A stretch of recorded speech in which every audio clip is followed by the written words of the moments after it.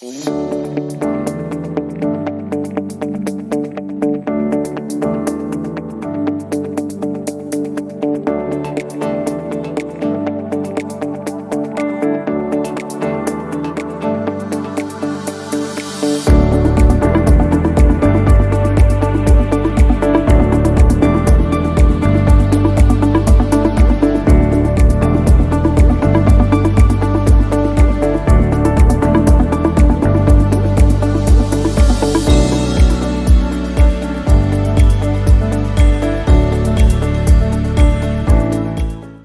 for springtime drinking, I mean, any time of year is rosé season around here, but I think for May and June, this is the classic rosé to have. So Clos Saint Sebastien, as we know from a couple weeks ago with Romuald, sits on the Mediterranean coast of France. It sits down by the border of Spain and France, almost like where his backyard is Spain. The mountains, the Pyrenees Mountains, come right down into the coast. It's a beautiful area, probably about an hour and a half north of Barcelona. If you drive up the coast from Barcelona, you cross the border into France, and Collioure and Banyuls are right there. So a really special area, great Grenache growing area. But as Romuald was telling us, his vineyards specifically, his properties, are not really ideal for rosé. And I think maybe there was a little bit of a language barrier as he tried to explain why, but I was thinking about this the other day. It's not that he can't produce great rosé. He can, and he does. His terroir is actually kind of perfect for producing real high quality rosé. But what he was saying was the places that produce rosé in France, that are known to produce rosé in France, have big yields, because rosé doesn't need old vines. It doesn't need that sort of extra complexity that old vines can give you. It needs big yields, right? To be able to produce a rosé where the yield is big enough to make it worth your while, if that makes sense, you need to be able to produce several tons per acre. I mean, up in the 5, 6, 7 tons per acre. They do hectares in Europe, but I won't get into the conversion. But that rate of production makes an ideal area to grow rosé. And what Romuald was saying is his terroir, his vineyards, are not ideal because his yields are so low. But he has to make rosé. This is kind of where he was. This was his quandary. His location on the coast of France, on the Mediterranean coast of France, and given that he owns this cafe that's right on the marina, he's got to have rosé. It's his biggest seller. But his vines are producing such a low yield that it's just not an ideal scenario for him, to pencil out financially. But he does it. And that's a great thing for the consumer. You pay a few extra dollars for his rosé. The average rosé these days is creeped up into the mid-20s. So you're paying $28 for a well above average quality rosé. So that's kind of where he was coming from with this. It's not that he can't produce great rosé and that his vineyards and terroir isn't ideal for producing really high quality rosé. It is. It's just not an ideal scenario for the accounting side of the business. He doesn't get enough fruit per acre to justify putting rosé in the bottle. But he does it because it sells and it's a beautiful wine. So I have always felt we're fortunate to bring this in. 80% Grenache. He changed the formula. I don't know if you guys noticed, some of you who've been selling this wine with me here for years. He changed the formula a little bit. He added Syrah. It used to be Grenache Gris, Grenache Noir. But now it's 80% Grenache Noir, 20% Syrah. So that changes it slightly. It changes things. Hey, real quick, Bonnie, will you mute your microphone? Yes, sorry. No problem. So it changes things. Syrah adds, in my opinion, a little bit of a peppery note to the wine, a little bit of a spice to the wine that pure Grenache doesn't usually give you. The pure Grenache fruit is still there. That lip smacking acidity, that bright red fruit style, the cherry and the tart berries, maybe even a little orange peel, which I definitely get on Grenache Noir, whether it's rosé or in a red wine. I get that in some Chateauneuf de Pape. I get that in some of his reds that are more intense. But that's there on this. Oh my God, I can smell this already. I haven't even put my nose to the glass. It smells incredible. The color is the classic French rosé color that you sort of target, that Provence color. It's a very pale pink / pale salmon color. He nails it on each vintage. And he was describing how he gets this color, right? And ideally, when you're producing rosé, you want to be able to pick the grapes at night. And the idea there is when you pick the grapes at night, they come into the winery cool. They're not warm. And when you press cool grapes, the amount of pigment from the skin doesn't, for lack of a better term, leak as much into the juice when the grapes are cool. You can't pick at night on his vineyard. He was describing this, and I think for those of you who were here, it was kind of an interesting thing to hear him talk about. If you picked grapes, and those of you who visited his property would attest to this, if you picked grapes at night on his property, you'd probably have people dying. I mean, the vines are planted on such steep terrace slopes that there are spots where you literally could fall and tumble like 100 feet easily. And so you can't do night harvesting when the conditions are that dangerous. So you have to harvest during the day. But then when you bring the fruit in during a daytime harvest, picture September, because you are picking these grapes a little bit early to keep the acid high and keep the fruit sugars low. When you're picking in September, it's warm in this part of France in September. So you're bringing in the fruit and it's warm. If you were then to take it right to the press, you would have warm grapes, which would cause, as I was saying, a leaking of the pigment of the skin into the juice, and you would never be able to achieve this color. So what he does is he cools the grapes down for 24 hours prior to them being pressed.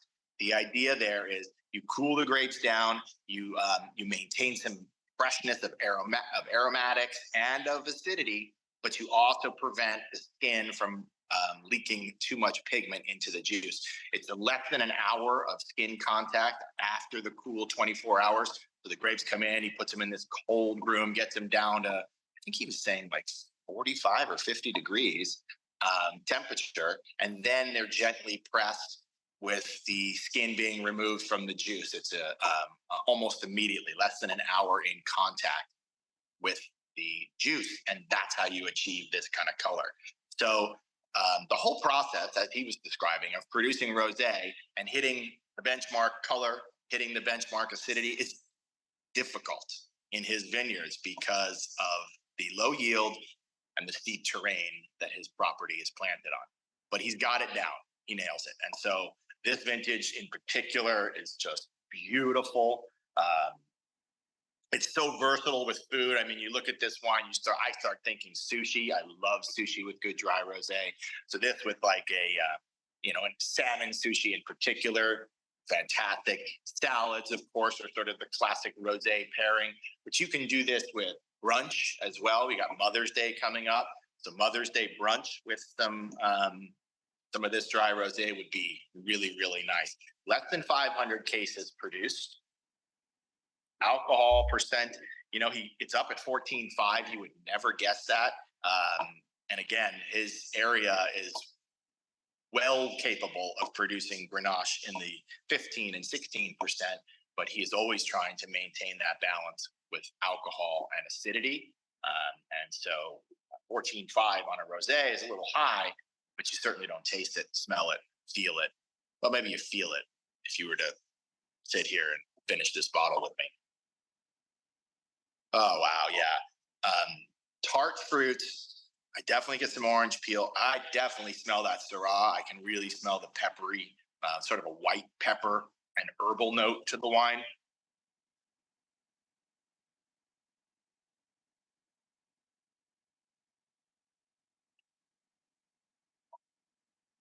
The acidity hits the sides of your cheek.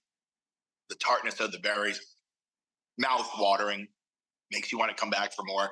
That classic minerality that he gets, and Romuald was describing this.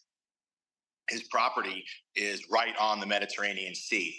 and they get a wind coming off that Mediterranean called the Mistral wind in the southern part of France, comes in off the Mediterranean, and Mistral wind is cools the climate, keeps the grapes a little bit cooler during those scorching August and September days, and also brings a sea spray to his vineyard, which brings a lot of salty water into the ground, leaks into the groundwater, imparts a very classic saline minerality to this wine. So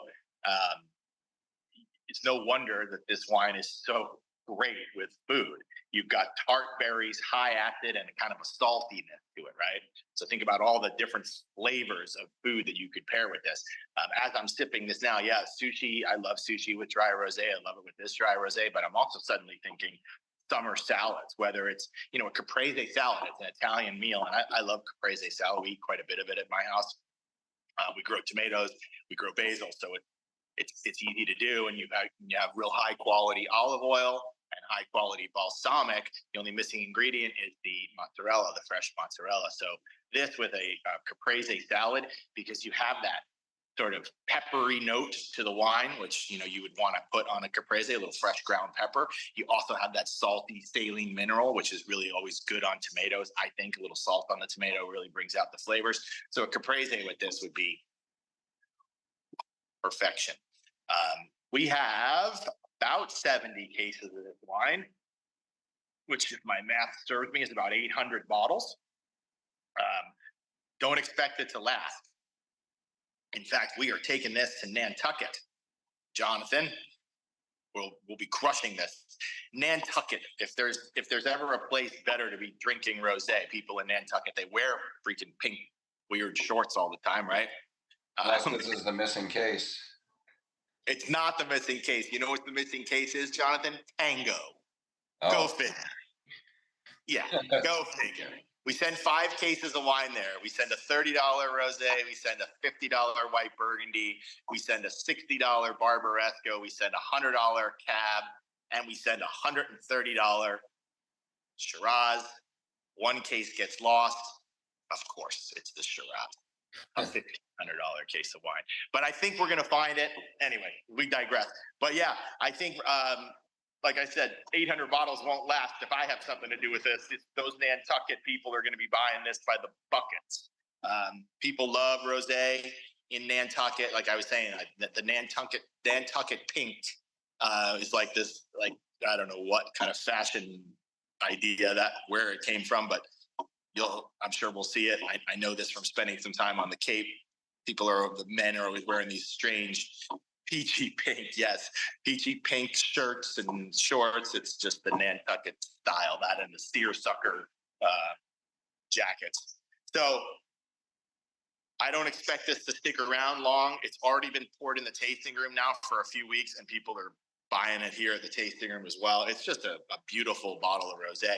Anybody drink it over the weekend or in the last couple of weeks and they want to share some food maybe ideas?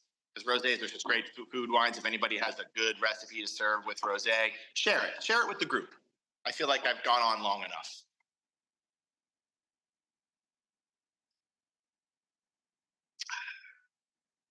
Hello. I've had a lot of that rosé.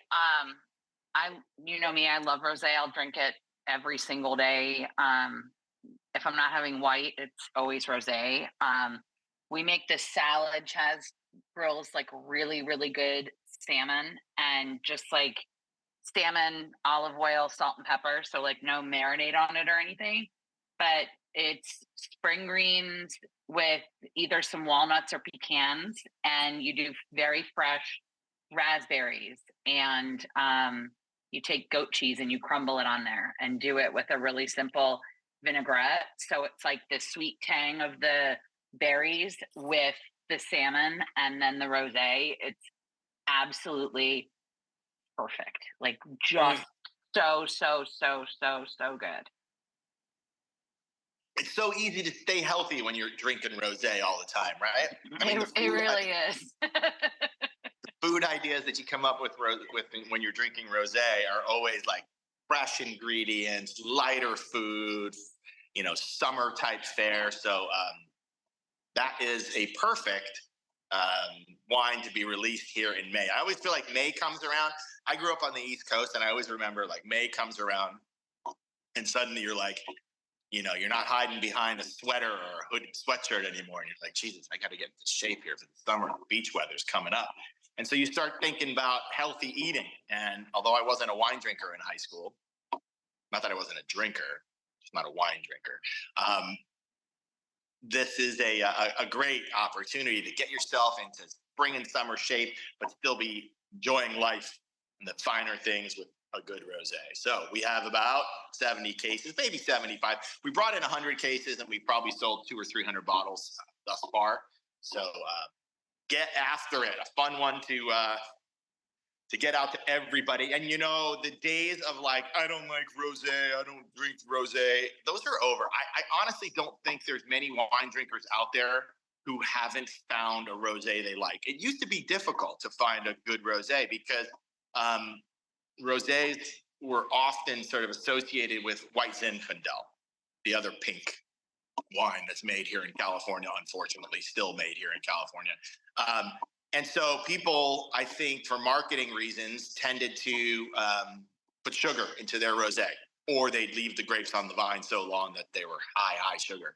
That has changed. People are drinking dry rosé. So almost all of your customer base or wine drinkers out there in general, at some point have found a rosé that they enjoy. To me, if they like it dry, if they like it more spicy and less fruity, this one is perfect.